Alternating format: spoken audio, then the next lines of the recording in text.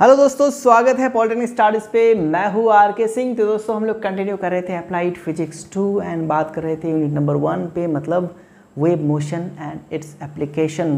दोस्तों आज है लेक्चर नंबर 5, मतलब इससे पहले भी 4 लेक्चर ऑलरेडी हो चुके हैं एंड उन चारों लेक्चर में हम लोगों ने बहुत सारे टॉपिक्स को सीख चुके हैं ऑलरेडी। एंड उम्मीद करता हूँ कि आप सभी लोगों ने चारों क्लासेस को बिल्कुल बारीकी से देखा होगा, सारे कंसेप्ट को बिल्कुल बारीकी से सीखा होगा। अगर नहीं देखा है, अगर नहीं देखे हैं अब तक, तो फिर प्लीज़ आप लोग जो है पहले उन चारों पार्ट को बिल्कुल बारीकी से देखिए। 1 2 3 4 ऐसे करके इसके बिल्कुल मत करिए। आपको चारों क्लासेस जो है बारीकी से देखना पड़ेगा एंड चारों क्लासेस में जो भी चीज़ें सिखाया गया है आपको नोट भी करना पड़ेगा, ठीक है? क्योंकि मैं यहाँ पे जो बोर्ड में लिखाऊंगा आपको वो सारी चीज़ लिखना है अपने कॉपी में, ओके?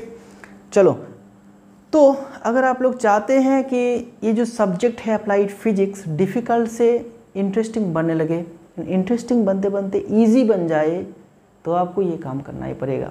सारे क्लासेस जो हो चुके हैं एंड जो होने वाले हैं बिल्कुल बारीकी से देखना पड़ेगा, नोट्स करना पड़ेगा, क्लास देखने के बाद नोट्स को पढ़ना पड़ेगा, ठीक है? थोड़ा सा रिवीजन भी देना पड़ेगा, ओके? एंड कोशिश कीजिएगा कि क्लास को फिर से रिपीट करके देखिए। मतलब जैसे कि मान लो कि एक चैप्टर ख़त्म हो गया, एक यूनिट हमारा ख़त्म हो गया, सारे क्लासेस हम लोगों ने कर लिए हैं, सारे नोट्स लिख लिए हैं, फिर उसके बाद क्या कीजिएगा कि आप लोग वीडियोस को रिपीट करिएगा। अब रिपीट इस तरह से कीजिएगा कि स्पीड जो है, वीडियो का जो स्पीड है उसको 1.75 स्पीड में या फिर 2 स्पीड में देखिएगा, क्योंकि अगर आपके आगे वीडियो चलेगा ना तो सारी चीज़ें फिर से रिमाइंड होता रहेगा, ठीक है? मतलब आप तो पढ़ेंगे, आपके दिमाग में तो घुस गया है, लेकिन फिर से अगर देखेंगे सुनेंगे तो वो चीज़ें और भी स्ट्रॉन्ग बन जाएगा और भी दिमाग में स्ट्रॉन्ग हो जाएगा, ठीक है? तो ऐसा आपको करना है, रिवीजन भी देना है आपको।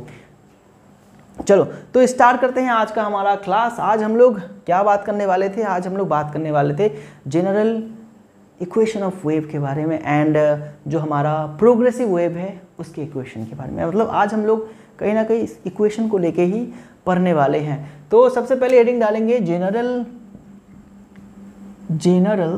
इक्वेशन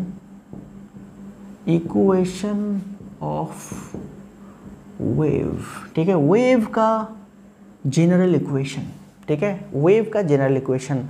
अब किसी भी चीज़ का अगर हम लोग इक्वेशन निकालना चाहते हैं, ठीक है, खास करके वेव का अगर हम लोग इक्वेशन निकालना चाहते हैं, तो वेव जब चलता है, वेव जब मोशन पे होता है, आगे बढ़ता है, तब जो भी क्वांटिटी, जो भी राशि, भौतिक राशि, ठीक है, चेंज होता है, ऑसिलेट होता है, उसको हम लोग क्या लेते हैं, उसी के रिस्पेक्ट में हम लोग इक्वेशन को जो है निकालते हैं।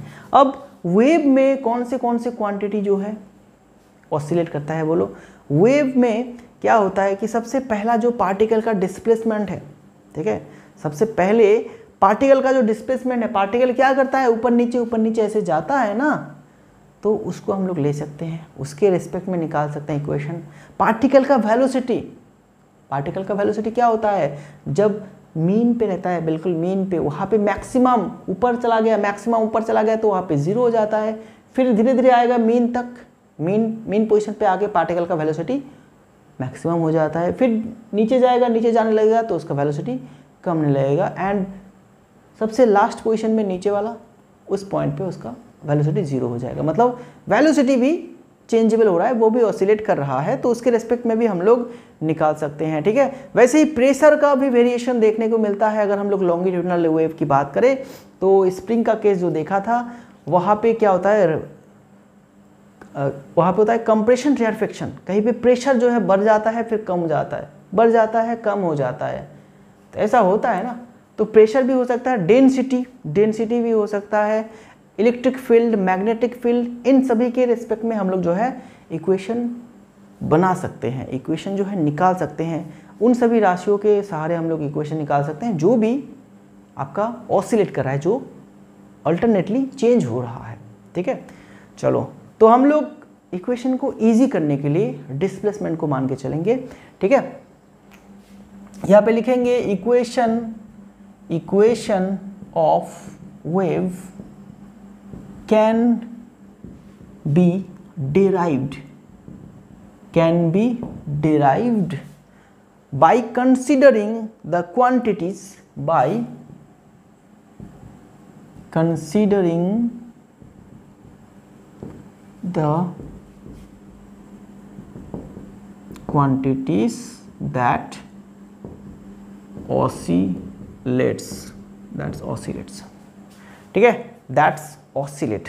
तो लेट्स सपोज हम लोग यहाँ पे एक क्वांटिटी ले लेते हैं, दिस इज y, ठीक है, what is this, this is y, y एक क्वांटिटी है वेव मोशन में जो कि ऑसिलेट कर रहा है, जो कि चेंज हो रहा है। ओके, अब y क्या क्या हो सकता है, वहाँ पे ये भी लिख लो, y मे बी, अब ये क्या हो सकता है, डिस्प्लेसमेंट, ठीक है, ये हो सकता है हमारा डिस्प्लेसमेंट।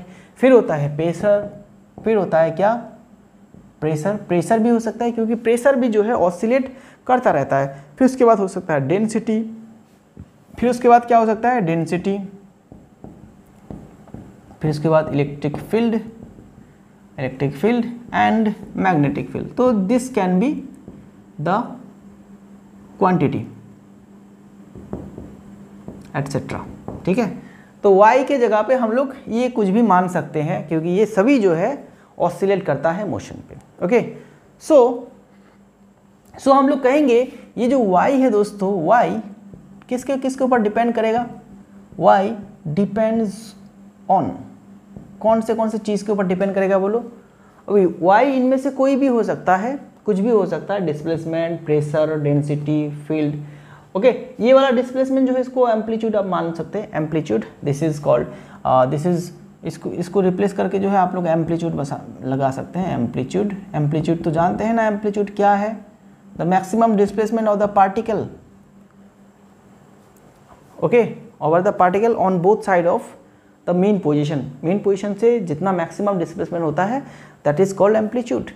ओके, तो ये y एम्पलीट्यूड भी हो सकता है, प्रेशर, डेंसिटी, इलेक्ट्रिक फील्ड। तो ये y कौन से चीज़ों के ऊपर डिपेंड करता है, सबसे पहला तो टाइम के ऊपर डिपेंड करेगा, टाइम के साथ साथ तो चेंज होगा ना, टाइम के साथ साथ ये चेंज होगा, and the displacement of the wave, कि वेव कितना आगे जा रहा है, जितना आगे जाएगा उसी के हिसाब से तो वो चेंज करेगा ना। तो दो चीज़ों के ऊपर डिपेंड करता है, y डिपेंड्स ऑन x, बोले तो डिस्प्लेसमेंट, ये है डिस्प्लेसमेंट, ठीक है। अब यहाँ पे ये डिस्प्लेसमेंट में आप कंफ्यूज मत होइए, ठीक है।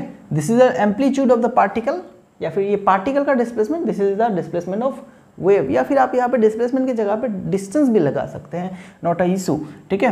And T for time. तो ये दोनों क्वांटिटी के ऊपर डिपेंड करता है हमारा ये y, ठीक है, ये y डिपेंड करता है इन दोनों क्वांटिटी के ऊपर। सो हम लोग यहाँ पे लिख सकते हैं, सो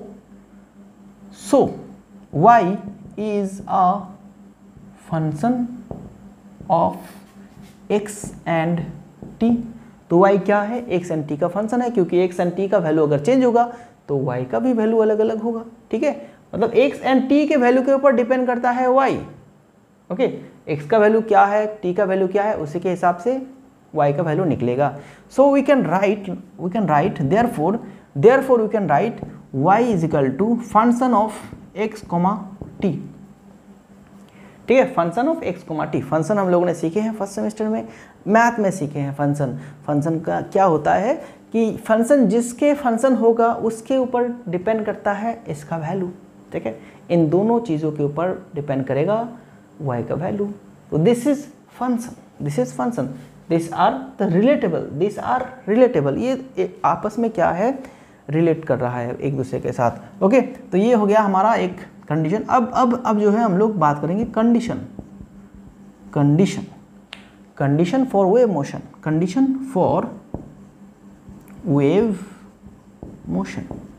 मतलब वेव मोशन का कुछ कंडीशन है। अब ये वाला जो हम लोगों ने निकाले हैं रिलेशन, ये रिलेशन अगर इस कंडीशंस को फॉलो करेगा तभी जाके उसको हम लोग कहेंगे वेव मोशन का इक्वेशन हम लोग कह सकते हैं, क्योंकि वेव मोशन का कंडीशंस है, उस कंडीशन को जो भी फॉलो करेगा उसी को हम लोग कहेंगे वेव मोशन। अब कंडीशन क्या है भैया, पहला condition the double derivative of the quantity, ठीक है, the double derivative of the quantity with respect to t is equal to k partial double derivative of y with respect to displacement, okay x, ठीक है। मतलब देखो यहाँ पे इन दोनों के ऊपर डिपेंड कर रहा है ना, x के ऊपर t के ऊपर, तो इधर पार्शियल डेरिवेटिव निकालो, sorry this is partial derivative, ठीक है, दोनों का हम लोग पार्शियल डेरिवेटिव निकालेंगे। देखो पार्शियल डेरिवेटिव या फिर डेरिवेटिव भी हो गई है, तो इसको हम लोगों ने एक बार क्या निकाले हैं, t के रेस्पेक्ट में डबल डेरिवेटिव निकालेंगे, एंड एक बार x के रेस्पेक्ट में इसी y का हम लोग डबल डेरिवेटिव निकालेंगे, एंड ये दोनों जो होगा क्या होगा, इस तरह का होगा, कोई एक कांस्टेंट क्वांटिटी मिल जाएगा एंड दोनों इक्वल होगा, ठीक है, जस्ट लाइक दिस वन, ये एक रिलेशन है। लेकिन यहाँ पे कंडीशन ये है कि k नॉट इक्वल टू 0 होना चाहिए, ठीक है, k नॉट इक्वल टू 0 होना चाहिए। एंड दूसरा इक्वेशन है y जो है y शुड बी डिफाइंड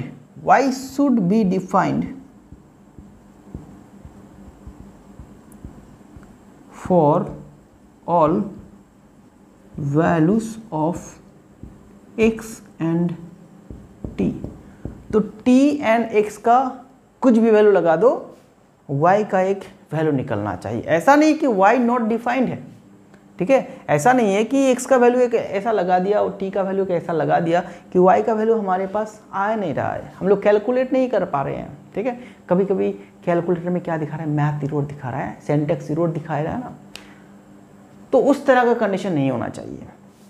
मतलब x का वैल्यू t का वैल्यू कुछ भी लगा लो, इसका एक वैल्यू आएगा, ठीक है। इसका अगर वैल्यू नहीं आता मतलब वो इक्वेशन वेव मोशन का इक्वेशन नहीं हो सकता, ये कंडीशन फॉलो नहीं करेगा तो वेव मोशन का इक्वेशन नहीं हो सकता भैया, ठीक है, वो नहीं हो सकता। तो हम लोग यहाँ पे कह सकते हैं, चलो इसके बाद ये वाला part, so the equation of wave is so the equation of wave is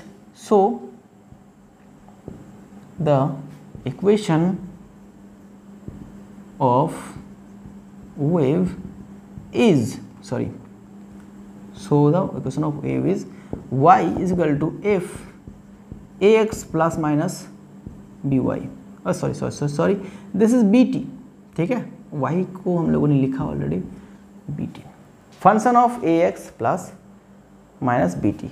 अब a एंड b क्या है भाई, a एंड b है हमारा कांस्टेंट, ठीक है, where a and b are the constant, ठीक है, a and b are the constant, okay, काम खल्लास,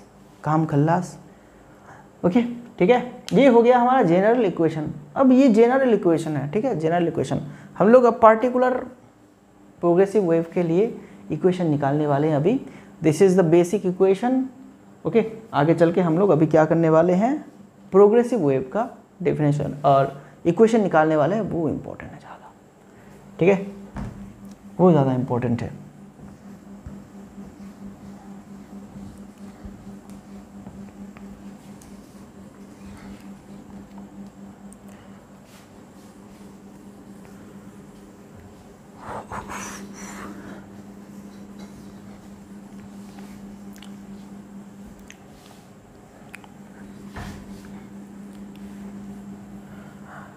चलो रे भैया, जल्दी साफ हो जाओ, जल्दी साफ हो जाओ।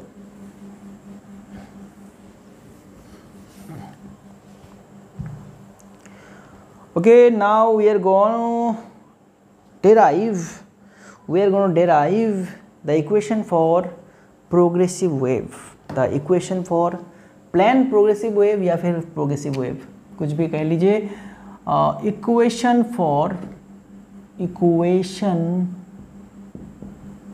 for plane progressive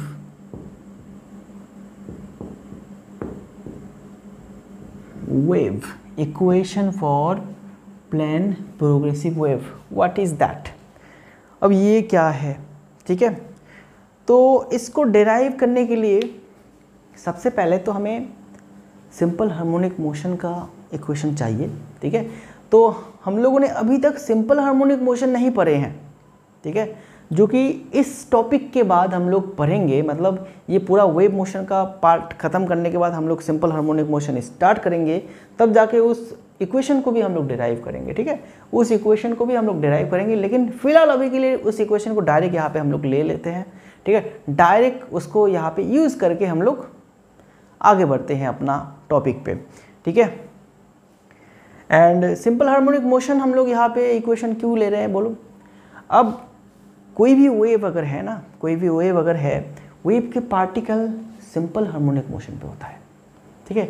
वेव के पार्टिकल होता है सिंपल हार्मोनिक मोशन पे, एंड सारे पार्टिकल्स सिंपल हार्मोनिक मोशन पे होता है, and the combination of all particle वो हमारा होता है एक प्रोग्रेसिव वेव, ठीक है ना। तो एक वेव में, एक प्रोग्रेसिव वेव में जितने भी पार्टिकल रहता है वो सभी के सभी सिंपल हार्मोनिक मोशन को पोजेस करता है, मतलब सिंपल हार्मोनिक मोशन उसके पास होता है। वो सिंपल हार्मोनिक मोशन पे वो वाइब्रेट करता है, ऑसिलेट करता है, एंड एज ए रिजल्ट हमें मिलता है progressive wave. Okay, so equation of source particle, equation of source particle which is in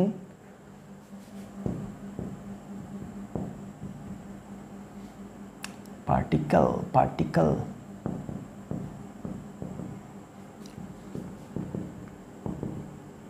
SHM simple harmonic motion is. अब सिंपल हार्मोनिक मोशन का इक्वेशन क्या है भाई, y is equal to a sin omega t plus five, ठीक है। y is equal to a sin omega t plus five. तो अब ये इक्वेशन कहाँ से आया, क्यों आया, कैसे आया, ये अलग बात है, ठीक है, जिसको हम लोग सीखने वाले हैं, छोड़ेंगे नहीं, ठीक है। जिसको हम लोग सीखेंगे सिंपल हार्मोनिक मोशन में उसको छोड़ेंगे नहीं, लेकिन यहाँ पे हमें डायरेक्ट याद रखना है इसको। Equation of source particle which is in SHM is y is equal to a sin omega t plus five. अब यहाँ पे इसका मतलब क्या है, सोर्स पार्टिकल मतलब वेव मोशन जहाँ से स्टार्ट हो रहा है, प्रोग्रेसिव वेव जहाँ से स्टार्ट कर रहा है, कोई ना कोई पार्टिकल से तो वो स्टार्ट होगा ना, कोई ना कोई पार्टिकल से तो वो स्टार्ट होगा ना। तो सोर्स पार्टिकल को हम लोग मान लेते हैं वो SHM में है, क्योंकि सभी पार्टिकल SHM में है, तो सोर्स पार्टिकल और लास्ट पार्टिकल दोनों ही SHM में होगा। तो इसीलिए हम लोग सोर्स पार्टिकल को लेके चलेंगे, क्योंकि सोर्स पार्टिकल से चलना स्टार्ट किया। तो सोर्स पार्टिकल है हमारा SHM पे, जिसका इक्वेशन हमें मिल गया है y is equal to a sin omega t plus five. यहाँ पे कौन सा चीज़ क्या है, a मतलब एम्पलीट्यूड, ओमेगा मतलब एंगुलर वेलोसिटी, ठीक है, एंगुलर वेलोसिटी, t बोले तो टाइम एंड फाइव बोले तो फेज, ठीक है। सब कुछ हम लोग जानते हैं, एंगुलर वेलोसिटी क्या है, फेज क्या है, टाइम क्या है, एम्पलीट्यूड क्या है, all are known to us, ठीक है। हम लोग सब कुछ जानते हैं, we all know about this. चलो अब हम लोग यहाँ पे एक छोटा सा फिगर ड्रॉ करते हैं ताकि चीज़ों को और भी अच्छी तरह से समझ पाए। Now this is our equilibrium position of medium, and this is the wave that is moving, that is travelling. ये वो वेव है जो कि आगे बढ़ रहा है, मतलब प्रोग्रेसिव वेव है, ये वेव हमारा आगे की तरफ चल रहा है भैया।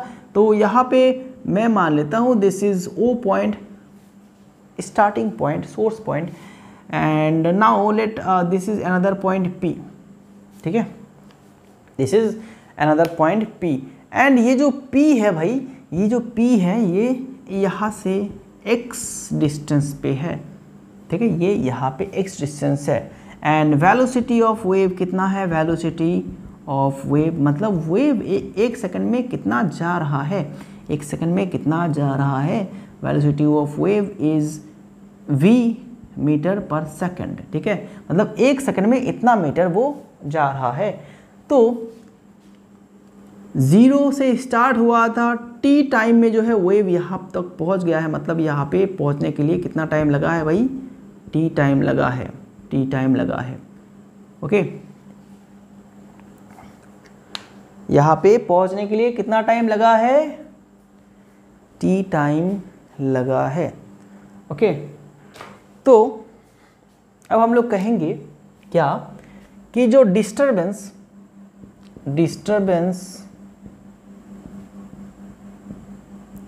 Eight P was at O T time before। ठीक है,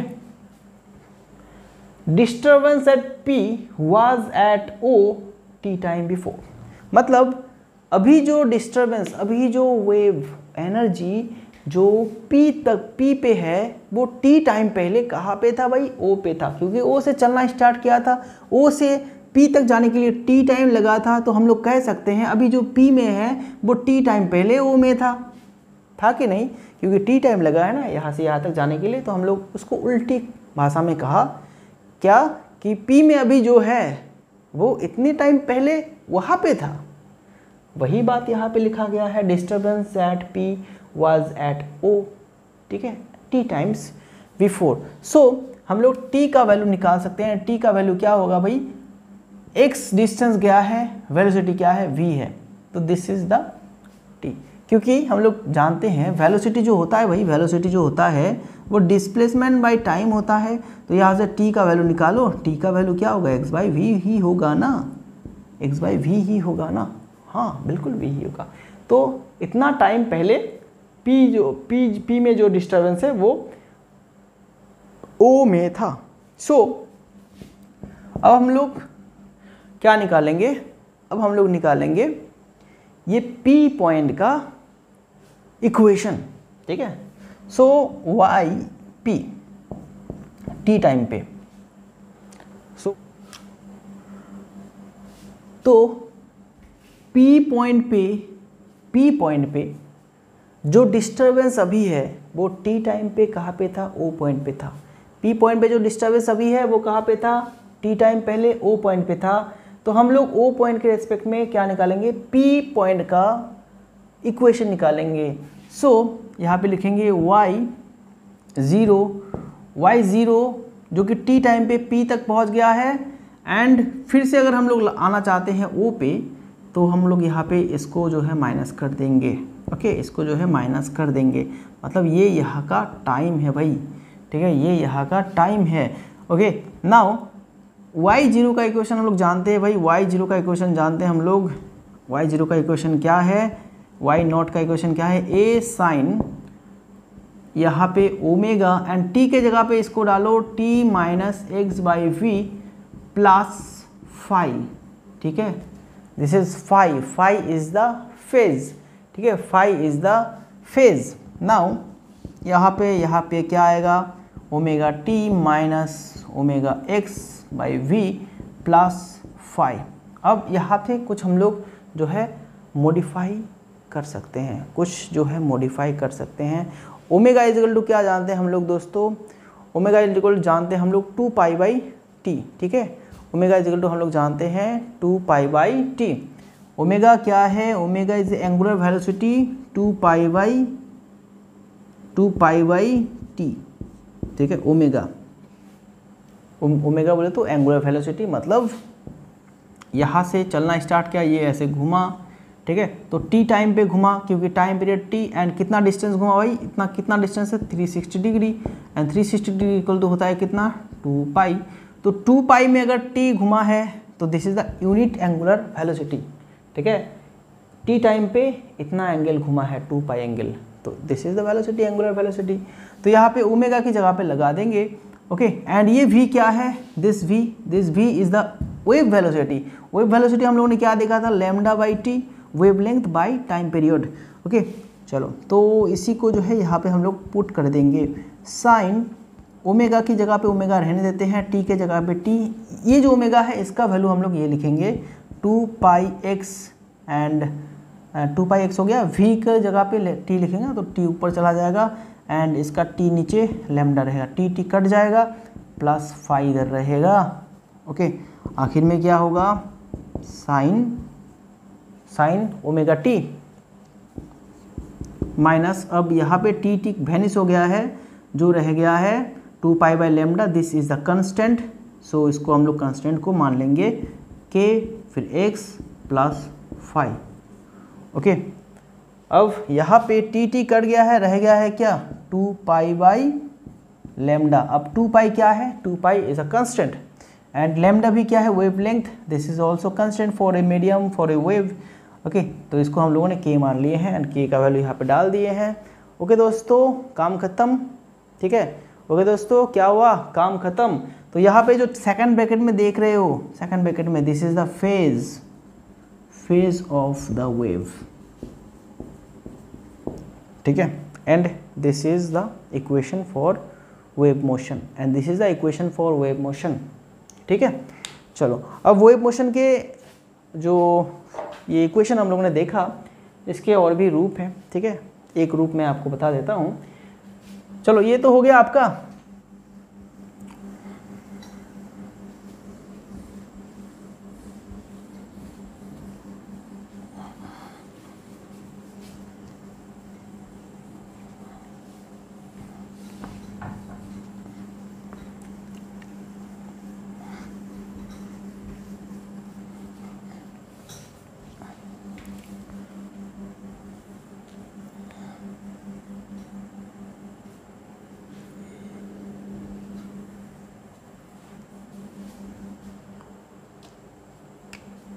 यहाँ पे लिखेंगे alternative forms of wave equation, wave equations, alternative forms of wave equation. ठीक है, तो ऑल्टरनेटिव फॉर्म में एक और फॉर्म मिल जाएगा हमें, a sine 2 pi by lambda, a sine 2 pi by lambda. Okay, and v t minus x 5। ठीक है, ओके, एंड v क्या है, wave velocity, and lambda is the wave equation. तो this is the alternative equation for wave motion. Okay दोस्तों, चलो, तो हम लोगों ने आज वेव का जो है इक्वेशन देखा, वेव मोशन का इक्वेशन देखा, प्लान प्रोग्रेसिव वेव का हम लोगों ने इक्वेशन देख लिया। तो नेक्स्ट जो क्लास रहेगा, मतलब छठा जो लेक्चर है, ठीक है, लेक्चर नंबर 6, उसमें हम लोग बात करेंगे प्रिंसिपल ऑफ सुपरपोजिशन। ठीक है, फिर बात करेंगे interference of wave. Interference wave के 2 टाइप्स होते हैं, कंस्ट्रक्टिव, डिस्ट्रक्टिव, इन दोनों को समझेंगे। ठीक है, इसका डेफिनेशन देखेंगे एंड जो उसके नेक्स्ट लेक्चर रहेगा उसमें हम लोग बात करने वाले हैं आपका बीट फॉर्मेशन के बारे में। ठीक है, बीट फॉर्मेशन के बारे में, what is the beat and beat formation का जो एप्लीकेशंस है, कहाँ पे यूज़ होता है, वो सभी चीज़ें देखेंगे। मतलब और 2 लेक्चर आएगा, वेव मोशन कंप्लीट। उसके बाद हम लोग SHM स्टार्ट करेंगे, सिंपल हार्मोनिक मोशन। तो ये मोटा मोटी हमारा प्लानिंग है। ओके, तो आप लोगों को क्या करना है कि क्लासेस को बारीकी से देखना है। क्लासेस के जो नोट्स दिया जाता है वो नोट्स आप लोग लिखेंगे, क्लास जब करेंगे ना तब आपको नोट्स भी रेडी करते रहना है। ओके, तो ऐसा ही चलेगा एंड उम्मीद करता हूँ कि आप सभी लोग अच्छी तरह से चीज़ों को समझ पा रहे हैं एंड नहीं समझ पा रहे तो थोड़ा सा रिपीट करके देखिएगा, रिपीट करके देखिए एंड समझने की कोशिश कीजिए। ठीक है, ज़्यादा डिफ़िकल्ट बिल्कुल नहीं है, बिल्कुल सिंपल भाषा में हम लोग सीख रहे हैं। उम्मीद करता हूँ कि कोई भी डिफ़िकल्टी नहीं रहेगा। ओके, तो दोस्तों मिलते हैं नेक्स्ट क्लास में, तब तक के लिए अपना ख्याल रखना एंड जो है अपना जो मेहनत है उसको धीरे धीरे इंक्रीज़ करो एंड पढ़ाई बराबर करते रहना। Thank you very much.